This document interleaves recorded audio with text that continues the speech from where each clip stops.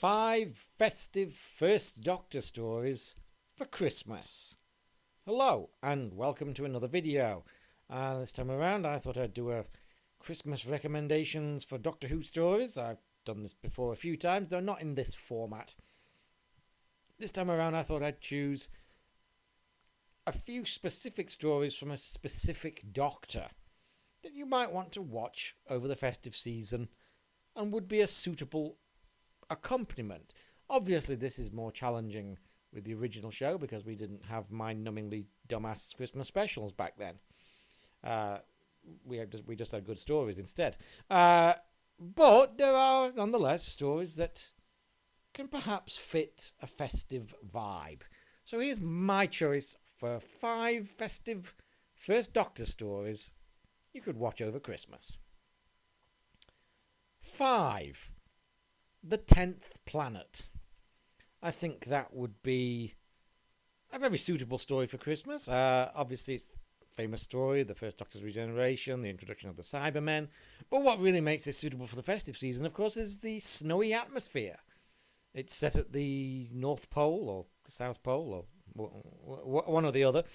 Wherever it is, it's extremely snowy. Snow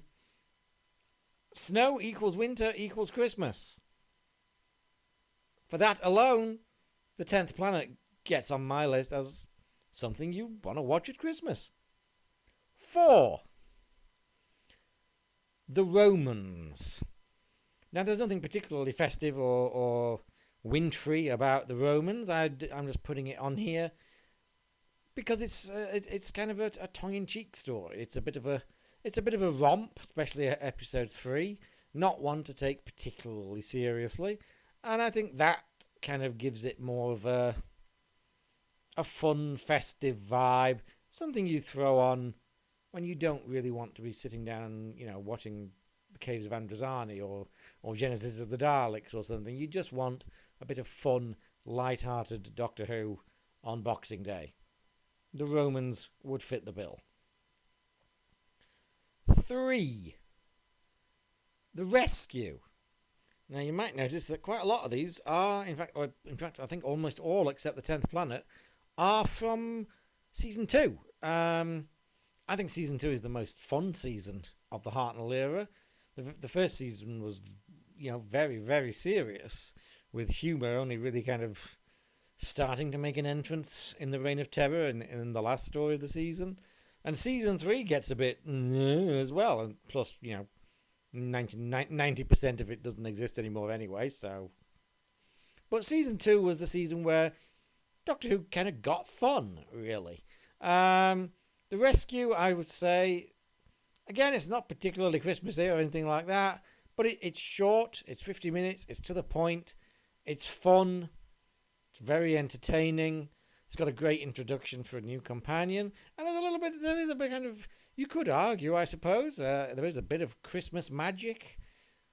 I find the final scene where, Hartnell and that invite Vicky on board the TARDIS and invite her to become part of the family to be really touching and really sweet and really quite magical. I think The Rescue would be a fine choice to watch over the festive season. Sort of like a non-ghost story for Christmas. 2. The Chase.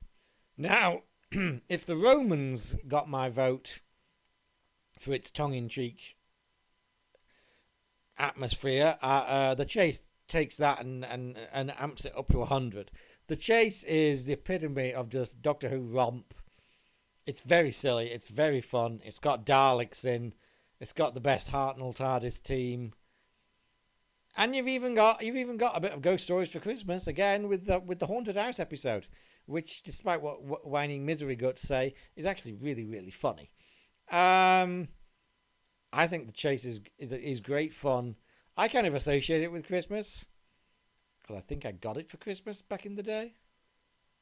Did I? Maybe? No? Probably not. I'm making shit up as I go along now. But The Chase is, in my opinion, a lot of fun. However, my number one choice for a festive First Doctor story to watch over Christmas is one I did watch for the first time on Christmas. Actually, it was New Year's Day 2003. I'd gotten like the first Doctor box set for Christmas that year, which enclosed the Gunfighters, the Sensorites, and the Time Meddler. I watched the Gunfighters on Christmas Day. I kind of spread the Sensorites over the following week because I had a feeling it was going to be crap, and it kind of was. The Time Meddler I saved for New Year's Day, and so I kind of associate it with the festive season anyway. But it's just a really wonderful story. It's my favourite First Doctor story. Again, it's kind of tongue-in-cheek and humorous with the meddling monk. You have a wonderful new TARDIS team that was way too short-lived and underused with Stephen and Vicky. It's absolutely criminal that they didn't get to last longer and that Vicky didn't get to last longer as more of the leading lady rather than the Susan replacement. That's such a shame and a wasted opportunity. But they're great here. The atmosphere is wonderful. Douglas Camfield's direction is beautifully atmospheric. I mean, the stuff on the seashore, like on the cliff, so overlooking the sea, you really believe they're there with the moving clouds in the background. You wouldn't think this was shot in a cramped 60s studio. The direction is so impressive.